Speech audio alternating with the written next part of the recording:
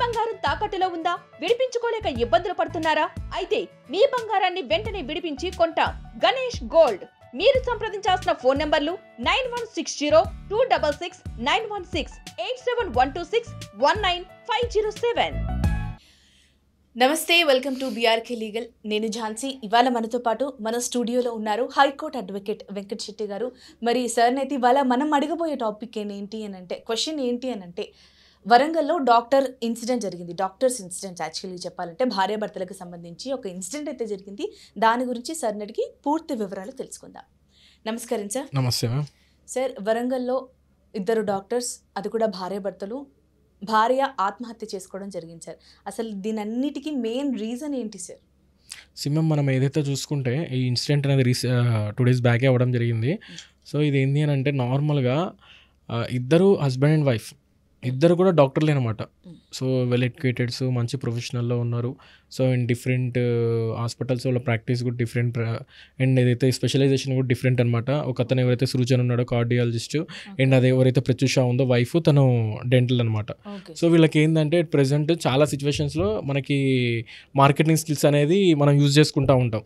అట్లనే ఎవరైతే ఈ కార్డియాలజిస్ట్ సృజన్ ఉన్నాడో తను కొన్ని వీడియోస్ అనేది చేశాడనమాట. ఒక ఇన్ఫ్లుయెన్సర్తో, ఒక ఇన్స్టాగ్రామ్ ఇన్ఫ్లుయెన్సర్తో కొన్ని వీడియోస్ అనేది చేశాడు. సో దానికి అదేమైందంటే ఆ వీడియో అనేది కొంచెం వైరల్ అయిపోయింది. సో వాళ్ళు రెగ్యులర్గా వీడియోస్ చేస్తూ ఉండడం, సో అవి ఇన్స్టాగ్రామ్లో రీల్స్గా పోస్ట్ చేయడం. సో కొన్ని వీడియోస్ వైరల్ అయిపోయిన తర్వాత వీళ్ళిద్దరి మధ్య ఏంది అని అంటే కొంచెం ఫ్రెండ్షిప్ అనేది పెరిగింది. సో ఆబ్వియస్లీ అది మనకు తెలిసిందే, ఫ్రెండ్షిప్ అనేది లవ్గా కన్వర్ట్ అవ్వడం అనేది బయట సిచ్యువేషన్లో ఓకే. బట్ ఇక్కడ ఏంది అని అంటే మ్యారేజ్ అయిన తర్వాత లవ్గా క్రియేట్ అయిపోయింది ఇది. సో ఇక్కడ ఏంది అని అంటే వీళ్ళిద్దరూ రిలేషన్షిప్ స్టార్ట్ చేయడం. సో అండ్ అదే కాకుండా ఈయనకి మ్యారేజ్ అయిపోయింది, అది ఆ విషయం అనేది మర్చిపోయి మరీ ఆమెతో ఇల్లీగల్ రిలేషన్షిప్ అనేది పెట్టుకోవడం జరిగింది. సో ఆమెకు కూడా ఈయనకి మ్యారేజ్ అయిందని తెలిసినా కూడా ఈయనతో రిలేషన్షిప్ పెట్టుకోవడం జరిగింది. సో ఏంది అని అంటే కొన్ని సిచ్యువేషన్లో కొంతమందికి ఏంటిది అని అంటే స్పెషలైజేషన్ చూసి అండ్ బ్యాక్గ్రౌండ్ అమౌంట్ని చూసి అండ్ బ్యాక్గ్రౌండ్ని చూసి, లేదా అంటే ఇక్కడ 3 types ఉంటాయి. ఒకటి స్పెషలైజేషన్, లేదు అని అంటే బ్యాక్గ్రౌండ్, పొలిటికల్ బ్యాక్గ్రౌండ్, లేదు అని అంటే రిచెస్ట్ పర్సన్, ఎందుకు ఏదో ఒక దానికి వాడుకోవచ్చు అనే రీజన్ మీద. సో ఇప్పుడు ఆమె ఏంది అని అంటే ఇన్ఫ్లుయెన్సర్, వేరే కాడ ఏదైతే డేటా కూడా వస్తుంది అండ్ వేరే వాళ్ళ దగ్గర నుంచి రిఫరెన్స్ వస్తుంది. సో దాని మీద కొంచెం ఎంతూజియాస్టిక్గా కొంచెం రిలేషన్షిప్ అనేది బిల్డ్ అయిపోయింది. సో అది స్ట్రాంగ్ అయిపోయింది. సో ఈ విషయం అనేది వైఫ్కి తెలిసింది. వైఫ్కి తెలిసిన తర్వాత చాలాసార్లు మందలించడం జరిగింది, ఏదైతే మ్యారేజ్ అయిన తర్వాత ఇవన్నీ ఏంది అన్నట్లు. సో అయినా కూడా ఈయన ఏదైతే ఆయన పద్ధతిని మార్చుకోలేదన్నమాట. సో మ్యారేజ్ అయిన తర్వాత ఏదైతే ఇంట్లో వాళ్ళకి తెలిసిన తర్వాత కూడా ఆమెతో తిరగడం కానీ, లేదు అని అంటే ఆమెతో భార్య వాళ్ళ పేరెంట్స్ కూడా. ఇప్పుడు ఆబ్వియస్లీ ఇప్పుడు ఆమెకి ప్రాబ్లం వస్తే హస్బెండ్కి చెప్పుకోవాలి. ఇప్పుడు హస్బెండ్ దగ్గర నుంచే ప్రాబ్లం ఉంది అని అంటే ఆబ్వియస్లీ ఆమె ఎవరికి చెప్పుకుంటుంది? ఇక్కడ మొగోడు అనుకోండి, నార్మల్గా తాగేసి పక్కనోడికి చెప్తాడు, లేదు అని అంటే ఫ్రెండ్స్ కన్నా చెప్తాడు, మస్తు మంది ఉంటారు చెప్పుకోవడానికి, షేర్ చేసుకోవడానికి. సో ఇక్కడ ఏంది అని అంటే ఆడవాళ్ళకి ఏంది అంటే ఒకటి చెప్పుకుంటే ఇంట్లో పేరెంట్స్కి చెప్పుకుంటారు, లేదు అని అంటే హస్బెండ్కి. సో ఇక్కడ హస్బెండ్ వాళ్ళే కుమిలిపోతారు. ఇన్కేస్ అది ఎట్లాంటి సిచ్యువేషన్ అంటే మ్యాక్సిమం ఆఫ్ ద సిచ్యువేషన్స్లో ఏంది అంటే హస్బెండ్ వినట్లేదు, కొన్ని రోజులు కుమిలిపోయిన తర్వాత అది బ్లాస్ట్ అయిపోతుంది. ఒక రోజు పేరెంట్స్ దగ్గరికి వెళ్ళిపోతుంది, ఏదైతే ఒక పెద్ద గొడవ అయిపోయిన తర్వాత. అప్పటిదాకా అనేది బయటికి రాదు. సో ఏదైతే ఓన్లీ మనం ఈ కేసులోనే కాదు, సో చాలా కేసెస్లో ఉన్నాయన్నమాట ఇట్లాంటి సిచ్యువేషన్స్. ఏదైతే హస్బెండ్ బయటికి వెళ్ళడము, అసలు ఇంట్లో పెళ్ళాన్ని పిల్లల్ని ఎవరిని పట్టించుకోకుండా ఉండడం, సో ఇవన్నీ కామన్ అయిపోయింది. అండ్ ప్రెసెంట్ ఏంది అని అంటే ఇల్లీగల్ రిలేషన్షిప్ అనేది కూడా కామన్ అయిపోతుంది. ఎప్పుడైతే అడల్టరీ అనేది లీగల్ అయిపోయిందో ఇప్పుడు జనాల్ని ఆపేటట్లేరు. ఇప్పుడు చాలామంది ఏమంటారంటే అడల్టరీ లీగల్ అయిపోయింది కదా, ఇప్పుడు వాళ్ళిద్దరు కలిసి ఉన్నారని చెప్పి మనం కనుక బయట లీక్ చేసినా కూడా ఏం చేస్తాము అని చెప్పి ఇవన్నీ చేస్తూ ఉంటారు.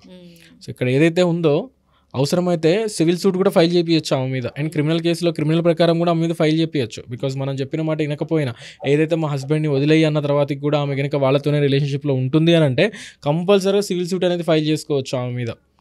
సో ఎక్కడ అండ్ మనం ఈ టాపిక్ వస్తే ఏదైతే ఎన్నిసార్లు చెప్పినా కూడా ఆమె వినకపోవడం వల్ల వాళ్ళు ఏదైతే ఆయన హస్బెండ్ ధోరణి అనేది హస్బెండ్ ఎన్నిసార్లు చెప్పినా కూడా ఆయన ప్రాపర్గా వినకపోవడం వల్ల సో ఇవన్నిటిని ఆమె చూసుకొని చాలా కుమిలిపోవడం జరిగింది. అదే సిచ్యువేషన్లో పేరెంట్స్కి చెప్పిన పేరెంట్స్ వచ్చి మందలించినా కూడా సో తను ఎట్లాంటి సిచ్యువేషన్లో కూడా చేంజ్ అవ్వలేదు అనమాట.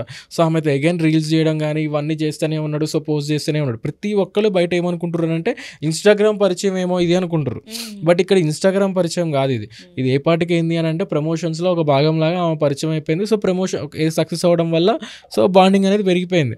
సో ఈ వైఫ్కి కూడా చాలాసార్లు చెప్పడం జరిగింది ప్రత్యూష కూడా. సో అయినా వినకపోవడం వల్ల ఏదైతే కొన్ని చూడడము అండ్ అది కాకుండా కొన్ని చేసే కానీ ఇవన్నీ చూసి పద్ధతులు చేంజ్ చేసుకోవడం వల్ల ఆమె కుమిలిపోతూ పేరెంట్స్కి చెప్పినా కూడా ప్రాపర్ యూజ్ అనేది లేకపోవడం వల్ల, బికాస్ వాళ్ళు వచ్చి చెప్పినా వీడినప్పుడు వాళ్ళు ఏం చేస్తారు.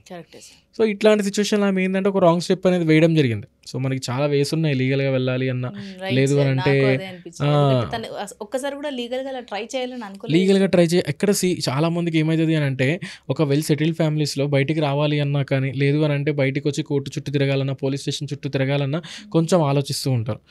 నార్మల్గా మనం హ్యూమన్ సైకాలజీ ప్రకారం నార్మల్గా అనుకుంటారు చాలామంది, అరే అడ్వకేట్ దగ్గరికి వెళ్తే ఇన్ని సంవత్సరాలు తిరగాల్సి వస్తుంది అండ్ అదే కాకుండా అది కాంప్లికేటెడ్ అయిపోతుంది కోర్టు దాకా వెళ్తే అని. ఎందుకు అని అంటే ఒక్కసారి కోర్టుకు వెళ్ళిన కాపురాలు లైఫ్ లాంగ్ ఉంటాయి అనేది చరిత్రలో లేదు. వన్స్ నువ్వు స్టేషన్కి వెళ్ళినావు అని అంటే 498 పెట్టి స్టేషన్కి వెళ్ళినావు అని అంటే వాళ్ళ అత్త నెగిటివ్ మాట్లాడేది, వాళ్ళ మామ నెగిటివ్ మాట్లాడేది, అప్పటిదాకా నీకు సపోర్ట్ చేసిన అత్త మామ కూడా నీకు సపోర్ట్ చేయరు. అండ్ అదే కాకుండా ఏదైతే హస్బెండ్ ఉన్నాడో ఆ మినిమం గొడవ పెట్టుకున్నంతసేపు ఉన్నా కూడా కొంచెం కౌన్సిల్ అనేది ఉంటుంది, కొంచెం లవ్ అనేది ఉంటుంది. నువ్వు వన్స్ స్టేషన్కి వెళ్ళేసి వాళ్ళ పేరెంట్స్ని స్టేషన్లో కూర్చోబెట్టినావు అన్న సిచ్యువేషన్ చూసుకుంటే ఆ ప్రేమ కూడా చచ్చిపోతుంది. సో ఆ ప్రేమ కూడా చచ్చిపోతుంది. సో అందుకే చాలా సిచ్యువేషన్స్లో ఇవన్నీ ఆలోచించి అందరూ కూడా స్టేషన్ దాకా వెళ్ళరు అండ్ అదే కాకుండా కోర్టు మెట్లు ఎక్కుదామని కూడా అనుకోరు. సో ఒకటి వాళ్ళ ఫ్యూచర్ వాళ్ళ పిల్లల కోసం అని కొంతమంది ఆగేటోళ్ళు ఉన్నారు. సో ఆడిదాకా ఇంకా వాళ్ళు ఒక ఇంట్లో ఉంటున్నా కూడా వాళ్ళు డైవర్స్ తీసుకొని ఉంటున్నట్లే, అంటే వాళ్ళలో వాళ్ళు. సో వాళ్ళు కలిసి ఉండడాలు కానీ ఏముండవు. సో అండ్ అదే కాకుండా ఏమో అట్లా చేసినా బాగుండేది కొద్దిగా గొప్ప, సో లీగల్గా ప్రొసీడ్ కాకపోయినా. సో ఇవన్నీ తట్టుకోలేక ఫైనల్లీ సూసైడ్ చేసుకోవడం జరిగిపోయింది. సో ఇది ఏంటి అంటే ఇప్పుడు ప్రెసెంట్ అయితే ఇన్వెస్టిగేషన్ రన్ అవుతుంది. సో వాళ్ళ పేరెంట్స్ అనేది కేసు ఫైల్ చేయడం జరిగింది. ఎట్ ప్రెసెంట్ ఇన్వెస్టిగేషన్ రన్ అవుతూ ఉంటుంది. ఇప్పుడు ఇక్కడ ఏంది అనేది అప్పుడు బయటపడుతుంది. బికాజ్ ఏంది అని అంటే ఆమె సూసైడ్ చేసుకునే క్యారెక్టరా కాదా అనేది కూడా వస్తుంది బయటికి.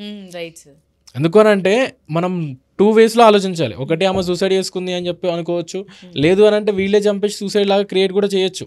సో మనం ఏది కూడా మనం గుడ్డిగా నమ్మలేం. అండ్ అదే కాకుండా మనకి తెలియంది మనం ఒక ఫాల్స్ ఎలిగేషన్స్ కూడా వేయలేం.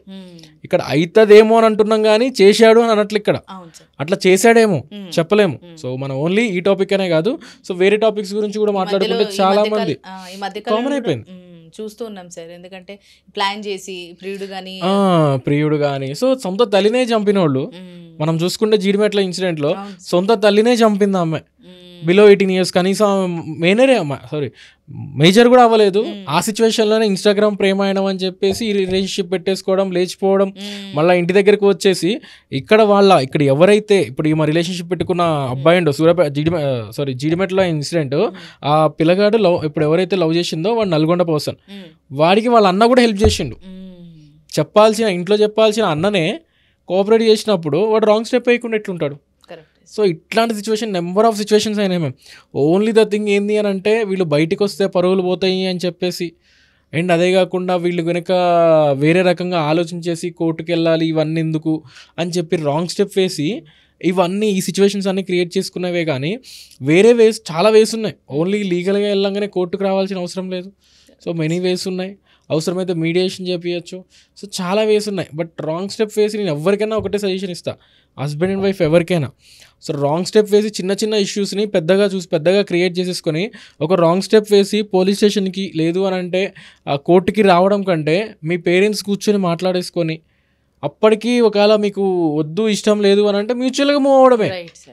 సంవత్సరాలు నువ్వు డైవర్స్ పిటిషన్ వేసేసుకొని సంవత్సరాలు తిరిగేసి నీకు ఆయనతో ఉండడం ఇష్టం ఉండదు. అగైన్ నీకు ఆయనతో ఉండడం ఇష్టం ఉండదు. ఓన్లీ ద థింగ్ ఏంది అని అంటే చాలామంది లేడీస్కి కూడా మిస్టేక్స్ ఉంటాయి కొన్ని. వాడిని ఏంది అని అంటే తిప్పేయాలి, వాడిని కోర్టుకి తిప్పాలా, వాళ్ళ పేరెంట్స్ని తిప్పాలా, వాడిని టార్చర్ పెట్టాలా, మెయింటెనెన్స్ వేయాలా, ఇవన్నీ ఉంటాయి. సో వీటన్నిటిని ఆలోచించుడు కంటే వన్స్ నీకు ఇష్టం లేదు అని అంటే చలో మెయింటెనెన్స్ తీసేసుకొని క్లోజ్. సో ఏదైతే పిల్లగాల రెస్పాన్సిబిలిటీస్ నువ్వే తీసుకుంటా అన్నట్లు ఒకటి చేసేసుకొని మ్యూచువల్గా మూవ్ అవ్వాలా. సో చాలా మంది ఇట్లా మూవ్ అవ్వరు అనమాట. ఆత్మహత్య కన్నా ఇది చాలా బెటర్, ఆత్మహత్య కంటే ఇది చాలా బెటర్. సో నువ్వు వన్స్ వాడిని వదిలేసి ఇక్కడ ఒకటే, ఎప్పుడైనా మధ్యలో వచ్చింది మధ్యలోనే వెళ్ళిపోతుంది, సామెత కూడా ఉంది.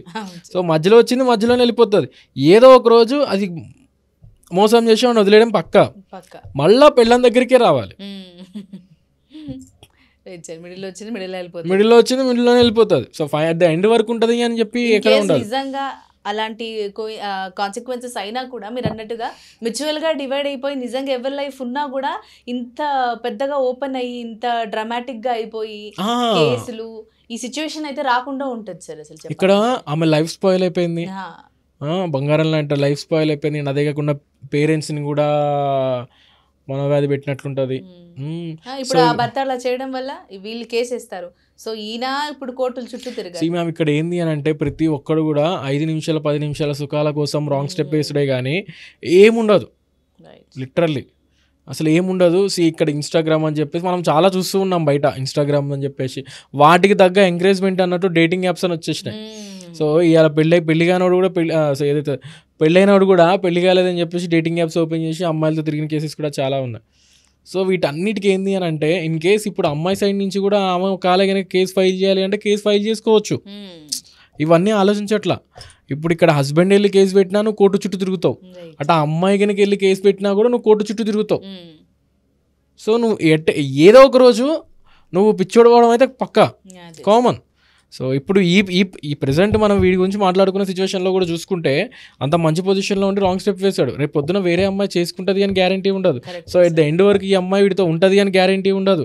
అండ్ వీడి ఎండింగ్ ఎట్లా ఎండింగ్ పాయింట్ పడ్డం కూడా కష్టం. Right sir. సార్ మొత్తంగా ఫైనల్గా చూసుకుంటే ఇప్పుడు ఈ వివాహేతర సంబంధాలు అయితే టూ మచ్గా పెరిగిపోతున్నాయి సార్. ఈ టైంలో లివింగ్ కూడా మనకి సుప్రీంకోర్టు కూడా ఓకే చెప్పేసింది. సో పాజిటివ్గా తీసుకునే వాళ్ళు చాలామంది ఉన్నారు సార్, నెగిటివ్గా ఎక్కువ అవుతున్నాయి. పాజిటివ్ కన్నా నెగిటివ్ ఆస్పెక్ట్సే పెరిగిపోతున్నాయి సార్.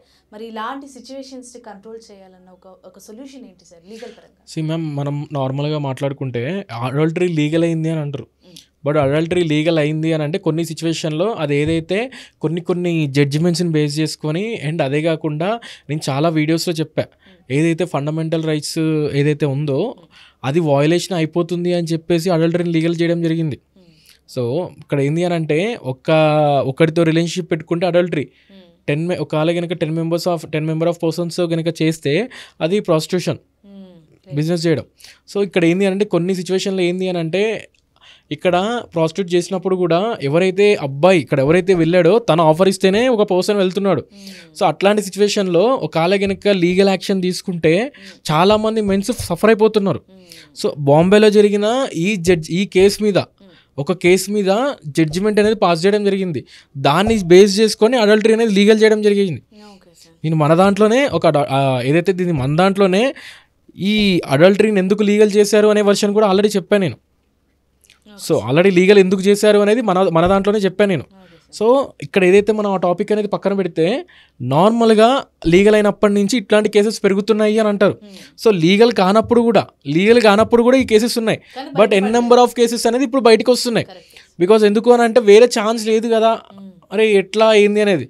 బట్ మనం దీన్ని కనుక క్లోజ్ చేయాలి అనుకున్నా కూడా ఆమె మీద కావాలి అంటే సివిల్ సూట్ కూడా ఫైల్ చేసుకోవచ్చు.